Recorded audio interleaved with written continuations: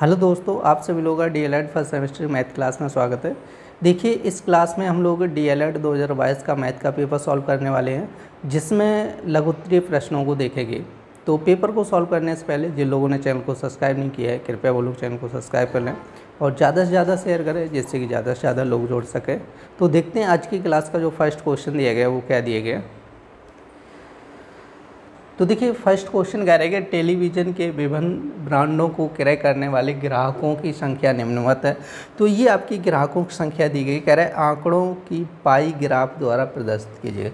तो आंकड़ों को क्या करना है कि पाई ग्राफ में हमें बनाना होगा। समझे? क्वेश्चन आप लोग समझ लीजिए क्या कह रहा है कि आपका ये ठीक है, टेलीविज़न के विभिन्न ब्रांडों की संख्या दी गई, ग्राहकों की संख्या दी गई और इसको हमें क्या करना है, पाई ग्राफ में प्रदर्शित करना है। क्लियर है? तो करते हैं इसको सॉल्व। तो देखिए, हमें क्या करना पड़ेगा, देखो टेबल बनानी होगी। एक तरफ तो हमें लिखेंगे ब्रांड, ठीक है, दूसरी तरफ लिखेंगे संख्या, और यहाँ पर एक तीसरा कॉलम हमें बनाना पड़ेगा आंतरिक कोण। आंतरिक कोण, ठीक है, हमें एंगल यहाँ पे निकालेंगे। ठीक है, तो देखो कितने ब्रांड हैं आपके, 5 ब्रांड है। तो एक तो ब्रांड ए दिया गया, वी, सी, डी और क्या दिए थे, ई ब्रांड दिए। ठीक है, 5 ब्रांड आपके दिए गए थे। तो इसमें संख्या दी गई जैसे 40, 20 और कितनी होती है 15 और 10 दी गई। ठीक है, तो देखो हम लोग यहाँ पे क्या निकालेंगे कि जैसे यहाँ पे जो ग्राहक थे वो कितने 40 हैं। तो 40 लोगों द्वारा कोण जो बनाया जाएगा, एंगल जो बनाया जाएगा वो कितना बनेगा। ठीक है, तो एंगल कैसे निकालेंगे, देखो तो देखो ये जो दिया गया था आपका परसेंटेज में दिया था, तो 40/100 करना है, इनटू आपको करना है 360। ठीक है, क्योंकि एक सर्किल में टोटल कितने डिग्री का कोण होता है, जैसे एक सर्किल बनना है तो वो 360 डिग्री का होता है। क्लियर नहीं? तो अब देखो इसको जब हम लोग हल करेंगे तो 2 जीरो से 2 जीरो कैंसिल हो जाएंगे, तो यहाँ पे 4 का गुणा करेंगे, कितना हो जाएगा, 4 × 24 हो जाएगा और 4 × 12 = 14, 144 डिग्री आ जाएगा। तो देखो इसको हल करना है 40/100 × 360। ठीक है, तो यहाँ पर जब हल करेंगे तो ये हो जाएगा 144 डिग्री। इसी तरह इसको हल करेंगे तो 20/100 इंटू कितना हो जाएगा 360। देखो 60 लिखे, 2 जीरो से 2 जीरो कट जाए, 36 दूनी कितना हो जाएगा 72 डिग्री हो जाएगा। क्लियर नहीं? जैसे यहाँ पे 15 करेंगे, 15 कितना हो जाएगा 100 और ये हो जाएगा 360। अब देखो 0 से 0 कटेगा। अब देखिए इसकी कैलकुलेशन इधर की ले रहे हैं, 15 कितना है 100 और ये 360 है। ठीक है, 0 से 0 कटेगा, 5 से काटो, 5 दूनी 10, 5 × 15, 2 से काटेंगे तो ये हो जाएगा 18। तो 18 × 3 कितना हो जाएगा आपका 54 डिग्री हो जाएगा। ठीक है, कितना हो जाएगा 54 डिग्री। अब देखिए इसी तरह ये 15 कितना हो जाएगा 100 इंटू कितना हो जाएगा 360 डिग्री। क्लियर नहीं? तो इसके द्वारा भी कोण कितना बनाया जाएगा 54 डिग्री। अब यहाँ पर कह रहा है 10, तो 10/100 इंटू 360, तो 0 से 0 ये कैंसिल हो जाएगा, तो ये बन जाएगा 36 डिग्री। क्लियर है कि नहीं? देखो इन सभी के द्वारा हमने निकाल लिया कितने डिग्री का कोण बनेगा। तो देखिए अब हमें क्या करना है, यहाँ पर पाई चार्ट बनाना है। ठीक है, तो पाई चार्ट आप लोगों को बताया भी था क्लास में। ठीक है, कैसे बनेगा, तो देखो एक तो सर्किल खींचेंगे हम। ठीक है, क्या करना है आपको प्रकार से क्या करना है, एक सर्किल खींच लेना। अब इसमें क्या करना है कि जैसे आपका ब्रांड ए है, तो ए में जो कोण बन रहा है वो 144 डिग्री का बन रहा है। कितना बन रहा है 144 डिग्री का। तो हम लोग एक आइडिया लगा के यहाँ पे 144 डिग्री का कोण बनाएंगे। ठीक है, तो देखो अगर सीधी लाइन खींचेंगे तो 180 और यहाँ पे जैसे लंब डालेंगे तो कितना हो जाएगा 90। तो हमें कितने डिग्री का चाहिए 144। समझे? तो 180 और 90 के बीच में कहीं पर होगा। तो हम लोग एक आइडिया लगा के ऐसे खींचे दे रहे हैं। ठीक है, तो ये कितने डिग्री का कोण बन गया, मान के चल रहा हूँ 144 डिग्री का कोण बन गया। क्लियर नहीं? देखो 144 डिग्री का आप क्लियर कोण नहीं बना पाओगे, एक आइडिया से ही कोण बनाओगे। ठीक है, आप सोचो कि एकदम एग्जिट 144 डिग्री का कोण बनाया जा सके तो पटरी प्रकार की सहायता से नहीं बनेगा। ठीक है, तो हम लोग क्या करेंगे, अब 72 डिग्री का कोण चाहिए। तो आप लोग सोचो जैसे ये आपकी एक लाइन है और इस पर एक सीधी लाइन खींची जाए ऐसे, तो ये कितने डिग्री का कोण बनेगा 90 डिग्री, क्योंकि एक लाइन है उस पर सीधा लंब डाला जाएगा तो 90 डिग्री। और हमें कितना चाहिए 72 डिग्री, तो 90 डिग्री से भी कम होगा आपका 72 डिग्री। ठीक है, 72 डिग्री चाहिए था। क्लियर नहीं? अब देखो नेक्स्ट कितना बन रहा है 54 डिग्री चाहिए। तो 54 का मतलब आपका ये भी 90 से कम होगा। ठीक है, तो ये मान के चलो आपका जैसे ये 54 हो गया और ये इधर 54 हो गया, ठीक है। अब ये कितने डिग्री का बता, 36 डिग्री का बचा, और ये 54 डिग्री हो गया, और ये 54 डिग्री। क्लियर नहीं? अब ब्रांडों के नाम लिख दो, इसमें ए ब्रांड, और ये हो जाएगा बी ब्रांड, सी, डी और ई ब्रांड हो, ठीक है। तो ये आपका क्वेश्चन कंप्लीट हो गया, जिसको जैसे प्रश्न आपका था 12 नंबर, और इसका हल ये रहा, ठीक है, ये सॉल्व है। तो देखिए ये लघु उत्तरीय प्रश्न का फर्स्ट क्वेश्चन है, और जिन लोगों ने सारी क्लासें देखी होंगी उन लोगों को बहुत अच्छे से समझ में आया होगा, क्योंकि जो क्लासें आपकी चली थी उसमें आपको पाई चार्ट और डंडारिक्स इससे रिलेटेड बहुत सारे क्वेश्चन करवा चुका हूँ, ठीक है। जिन लोगों ने नहीं देखी वो लोग देख सकते हैं पीछे की क्लासें। तो देखते हैं नेक्स्ट क्वेश्चन। तो देखते हैं नेक्स्ट क्वेश्चन, कह रहे कि एक व्यक्ति ने अपनी आय का 1/4 भाग व्यक्तिगत खर्च में, कह रहे 1/2 भाग घरेलू खर्च में, कह रहे कि 1/5 भाग बच्चों की शिक्षा में व्यय कर दिया, कह रहे कि उसके पास कितना भाग बचा। तो आपका क्वेश्चन नंबर 13, तो इसको हल करना है। तो देखिए ये भी क्वेश्चन आप लोगों को क्लास में सॉल्व करा चुका हूँ। तो देखते हैं इस क्वेश्चन को। कह रहे कि 1/4 भाग किस में खर्च किया उसने, व्यक्तिगत खर्च। तो यहाँ पे लिखना है व्यक्तिगत खर्च इक्वल टू कितना दिया गया है, 1/4 भाग, ठीक है। और कह रहे घरेलू खर्च, क्या कह रहे घरेलू खर्च, तो घरेलू खर्च इक्वल टू कितना हो जाएगा आपका 1/2 भाग। घरेलू खर्च कितना हो गया, 1/2 भाग। कह रहे कि बच्चों की शिक्षा पर, तो यहाँ पे लिखने हैं बच्चों की शिक्षा पर, ठीक है, शिक्षा पर कितना खर्च कर रहा है, 1/5 भाग। तो देखिए ये 3 खर्च हैं, उसके अलग अलग खर्च दिए गए। बच्चों की शिक्षा पर खर्च, देखो पूरा लिखना चाहो पूरा लिख लेना है यहाँ पर, बच्चों की शिक्षा पर खर्च, ठीक है, खर्च इक्वल टू कितना दिया, 1/5 भाग। तो ये 3 खर्च दिए गए अलग अलग, समझ आया। तो अब हमसे पूछा गया उसके पास कितना भाग बचा, तो हमें शेष भाग पूछा गया, समझे। तो शेष भाग ज्ञात करने के लिए सबसे पहले हमें टोटल खर्चा पता होना चाहिए और उसकी आय पता होनी चाहिए। तो आय तो हमें पता नहीं है, तो यहाँ पे माना कि व्यक्ति की आय इक्वल टू हो जाएगी 1। कितनी मान के चलूँगा, 1।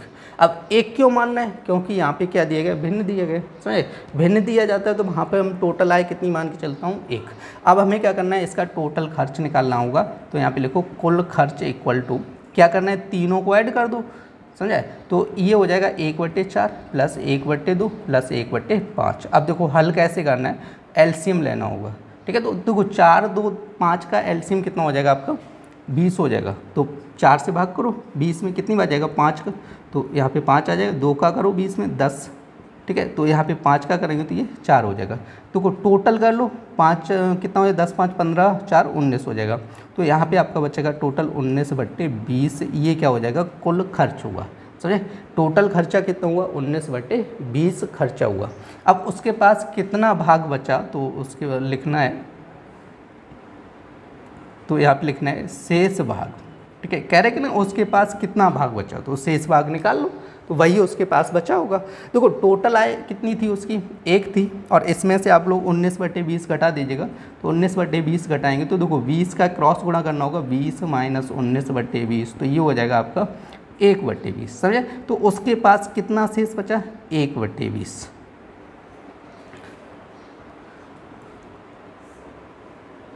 देखिए ये बहुत ही आसान सा क्वेश्चन है, उम्मीद करते हैं आप लोग इस क्वेश्चन को सॉल्व कर लेंगे और आने भी लगे होंगे आप लोगों को। तो इस क्वेश्चन को मैं होमवर्क के लिए दे रहा हूँ आप लोगों को, तो आप लोग इसको सॉल्व करके आंसर कमेंट में बताइएगा। देखते हैं कितने लोगों का आंसर सही आता है। देखिए 15 नंबर क्वेश्चन क्या कह रहा है, कह रहे कि एक समबाहु त्रिभुज का परिमाप कह रहा है 12 सेंटीमीटर है, इसका क्षेत्रफल ज्ञात कीजिएगा। तो देखिए क्वेश्चन नंबर आपका दिया गया है 15 और इसको सॉल्व करना है। आप लोग पिछले क्वेश्चन को सॉल्व करना नहीं भूलना है, ध्यान रखना है कि आप लोग सॉल्व करके उसका आंसर जरूर कमेंट में बताइएगा। तो देखते हैं यहाँ पर कह रहे हैं कि समबाहु त्रिभुज का परिमाप दिया गया 12 सेंटीमीटर, ठीक है, ध्यान रखना है। तो यहाँ पे लिखना है आपको समबाहु त्रिभुज का परिमाप, समबाहु त्रिभुज का परिमाप। देखो समबाहु त्रिभुज का परिमाप कितना दिया गया, 12 सेंटीमीटर, ठीक है। कितना दिया गया है, 12 सेंटीमीटर। और देखिए यहाँ पे समबाहु त्रिभुज का परिमाप का फॉर्मूला क्या होता है, तो देखिए सबसे पहले आप लोगों को समबाहु त्रिभुज के बारे में पता होना चाहिए। समबाहु त्रिभुज का मतलब क्या होता है, जिसकी सभी भुजाएं क्या हों, बराबर हों। और ये बात हम कई बार बता चुका हूँ, कई क्लासों में आपको बता चुका हूँ, ठीक है। जिसकी सभी भुजाएं क्या हों, बराबर हों, उसको हम लोग क्या कहते हैं, समबाहु त्रिभुज कहते हैं। तो इसका परिमाप का फॉर्मूला क्या बनेगा, बताइए भाई। देखो परिमाप का मतलब ये होता है कि जैसे कोई भी आकृति होती है उसकी सभी भुजाओं की लंबाई को जोड़ दिया जाए तो क्या बन जाता है, परिमाप बन जाता है। जैसे समबाहु त्रिभुज का मतलब होता है जिसकी सभी भुजाएं क्या हों, बराबर हों। मान लो ये x क्या है, भुजा है, तो सभी भुजाएं बराबर होंगी, x होंगी, ठीक है। तो हमें क्या करना है कि इसका क्या निकालना, परिमाप निकालना है। क्या निकालना है, परिमाप निकालना है। तो क्या करना होगा कि इसकी सभी भुजाओं की लंबाई को क्या कर दो, जोड़ दो। तो x देखो जोड़ेंगे तो क्या होगा, x प्लस एक्स, तो कितना हो जाएगा, 3x हो जाएगा, समझे। तो इसका परिमाप, समबाहु त्रिभुज का परिमाप कितना हो जाएगा, 3x हो जाएगा। तो यहाँ पे लिख लीजिएगा समबाहु त्रिभुज का परिमाप। क्या लिखना है, समबाहु त्रिभुज का परिमाप। तो समबाहु त्रिभुज का परिमाप कितना हो जाएगा, 3x हो जाएगा, समझे। या तो x की जगह आप लोग भुजा लिख लो, ठीक है, कोई टेंशन नहीं है। यहाँ पे क्या लिख लो, भुजा लिख लो। 3 इंटू क्या हो जाएगा आपका, भुजा हो जाएगा, समझे। अब देखो परिमाप कितना दिया गया आपका, 12 सेंटीमीटर इंटू कितना हो जाएगा आपका 3, समझे। तो हमें क्या चाहिए, सबसे पहले देखो भुजा ज्ञात, देखो जब भुजा ज्ञात होगी तभी तो हम लोग इसका क्षेत्रफल ज्ञात कर सकते हैं। तो यहाँ से हम लोग क्या निकालेंगे, भुजा निकालेंगे। तो भुजा इक्वल टू कितनी हो जाएगी आपकी, 12/3 हो जाएगी। तो 3 से डिवाइड करेंगे तो 4 हो जाएगा। तो भुजा इक्वल टू कितनी हो जाएगी आपकी, 4 सेंटीमीटर, समझे। अब हमसे क्या पूछा गया था कि क्षेत्रफल ज्ञात करना है। तो यहाँ पे फॉर्मूला आप लोग लगाओ, समबाहु त्रिभुज का क्षेत्रफल, समबाहु त्रिभुज का क्षेत्रफल, समबाहु त्रिभुज का क्षेत्रफल। आप लोगों को क्षेत्रफल का फॉर्मूला तो पता होगा, अगर नहीं पता है तो फिर क्या करना है, एग्जाम में क्वेश्चन को ऐसे ही छोड़ के चले आना, क्योंकि विदाउट फार्मूले से तो आंसर निकलेगा नहीं। तो पहले ही आप लोगों को बोला था क्लास में कि फार्मूले, आप लोगों को सारे फार्मूले याद कर लीजिएगा। तो यहाँ पे देखिए समबाहु त्रिभुज का क्षेत्रफल का फॉर्मूला क्या होता है, √3/4 इंटू भुजा स्क्वायर। क्या होता है, √3/4 इंटू भुजा स्क्वायर। तो ये हो जाएगा 3/4, भुजा कितनी देगी, 4 × 4, स्क्वायर का मतलब ये होता है।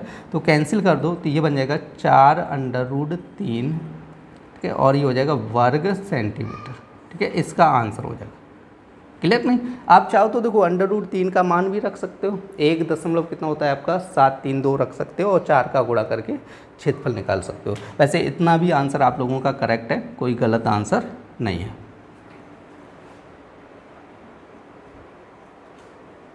देखिए बहुत ही आसान से क्वेश्चन आपके देखो पेपर में पूछे जा रहे हैं। और ये भी देखिए बहुत ही आसान सा क्वेश्चन दिया गया, कह रहे हैं यदि x बराबर 1/2 हो तो कह रहे हैं 3x, और क्वेश्चन में लिखा है 4x - 5 + 3 का मान ज्ञात कीजिएगा। और एक क्लास में ये क्वेश्चन करवाया था सॉल्व, ठीक है। तो देखिए 16 नंबर क्वेश्चन, और इसको हल करना है तो सबसे पहले आप लोगों को लिखना होगा कि x बराबर कितना दिया है, 1/2, ठीक है। कितना दिया, 1/2। तो हमसे क्या पूछा गया, 3x, और ये दिया गया 4x - 5 + 3, कितना दिया गया आपका 3x, और ये हो जाएगा 4x - 5 + 3, क्लियर कि नहीं। तो देखो जो x का मान दिया गया वो यहाँ पे रख दो, यहाँ पर जैसे ये x लिखा है और ये भी x लिखा है, तो x की जगह यहाँ पे वैल्यू रख दो 1/2, और कोष्टक 4 प्लस वो सॉरी इंटू हो जाएगा 1/2 - 5 + 2 हो जाएगा, समझाए। अब देखो यहाँ से हल करेंगे तो 2 से ये कटेगा, 2 दूनी 4 हो जाएगा, तो ये बन जाएगा 3/2, और अंदर कितना बचेगा 2 - 5 + 2 हो जाएगा, समझे। देखो 3/2, अब 2 में से 5 गया तो -3 हो जाएगा, क्लियर नहीं। अब +2 करेंगे तो अब देखो इसका गुणा करो, -3 और इंटू 3 करेंगे तो कितना हो जाएगा, -9/2 + 2 हो जाएगा, क्लियर नहीं। अब देखो इसका 2 का क्रॉस गुणा करना है, क्या करना है, क्रॉस गुणा करना है। तो 2 का क्रॉस गुणा करेंगे तो कितना हो जाएगा आपका, देखो 2 का क्रॉस गुणा करेंगे कितना हो जाएगा -9, और 2 × 2 कितना हो जाएगा 4, बट्टे कितना हो जाएगा आपका 2, सही। देखो -9 और +4 कितना हो जाएगा, -5/2, समझे। तो इसको चाहो तो ऐसे लिख लो, यहाँ पे 2 सही 1/2 हो जाएगा, नहीं तो आपका -5/2 लिखा रहने दो, ठीक है। तो ये भी आंसर ठीक है, कोई दिक्कत नहीं है। तो देखिए दोनों ही आंसर ठीक है, कोई दिक्कत नहीं है। चाहो तो ये आंसर बना रहने दो, चाहे तो 5/2 लिख लो, ठीक है, -5/2 आपका आंसर हो जाएगा। देखते हैं नेक्स्ट क्वेश्चन, कह रहे कि 8 मीटर लंबाई और कह रहे 2 मीटर चौड़ाई वाले आयत का क्षेत्रफल एक वर्ग के क्षेत्रफल के बराबर है, कह रहे वर्ग का परिमाप ज्ञात कीजिएगा। तो सबसे पहले देखो लंबाई दी गई है आपका प्रश्न नंबर 17, तो देखो आयत की लंबाई कितनी दी गई, यहाँ पे लिखना है आयत की लंबाई। आयत की लंबाई कितनी दी गई आपकी, ठीक है 8 मीटर दी गई, और इसकी चौड़ाई कितनी दी गई है, चौड़ाई दी गई 2 मीटर। तो यहाँ पे निकालेंगे सबसे पहले आयत का क्षेत्रफल। क्या क्या निकालेंगे, आयत का क्षेत्रफल। फॉर्मूला क्या होता है, लंबाई गुणा चौड़ाई। आयत का क्षेत्रफल का फॉर्मूला क्या होता है, लंबाई गुणा चौड़ाई। क्लियर कि नहीं। तो देखो लंबाई कितनी दी 8, चौड़ाई कितनी 2, तो गुणा कर लीजिए 8 दूनी 16, और क्षेत्रफल है ना तो आप लोग लिख लीजिए वर्ग मीटर। क्या लिखना है, वर्ग मीटर। क्लियर नहीं। अब देखो प्रश्नानुसार क्या कह रहे हैं कि आयत का क्षेत्रफल और वर्ग का क्षेत्रफल कैसा है, बराबर है। तो यहाँ पे लिखना चाहो लिख लो, प्रश्नानुसार क्या कह रहा है कि वर्ग का क्षेत्रफल इक्वल टू क्या हो जाएगा, आयत का क्षेत्रफल। क्लियर नहीं। वर्ग का क्षेत्रफल इक्वल टू क्या हो जाएगा, आयत का क्षेत्रफल। तो वर्ग का क्षेत्रफल क्या होता है, भुजा स्क्वायर। क्या होता है, भुजा स्क्वायर। आप लोगों को पता होगा ये फॉर्मूला, ठीक है। तो वर्ग का क्षेत्रफल क्या होता है, भुजा स्क्वायर। और आयत का क्षेत्रफल क्या दिए गए, 16। कितना दिया है, 16। तो देखो यहाँ पे स्क्वायर हटाएंगे तो क्या लगेगा, अंडर रूट। इतना तो आप लोगों को जानते ही होंगे, अंडर रूट लगेगा, और बाहर निकालेंगे तो कितना हो जाएगा आपका 4। क्लियर नहीं। सही, इतने तो सभी लोग समझदार ही होंगे, कोई दिक्कत नहीं। इसका क्या आ जाएगा, भुजा इक्वल टू कितनी आ जाएगी, 4 मीटर आ जाएगी। क्लियर। हमसे क्या पूछा है, वर्ग का परिमाप। क्या पूछा गया, वर्ग का परिमाप। तो वर्ग का परिमाप क्या होता है, 4 गुणा भुजा होती है। क्या होती है, 4 गुणा भुजा। तो 4 गुणा भुजा, भुजा का मान कितना आया, 4 आया, तो रख दीजिएगा। तो ये हो जाएगा 4, और 4 गुणा 4 कितना हो जाएगा, 16 मीटर हो जाएगा इसका आंसर।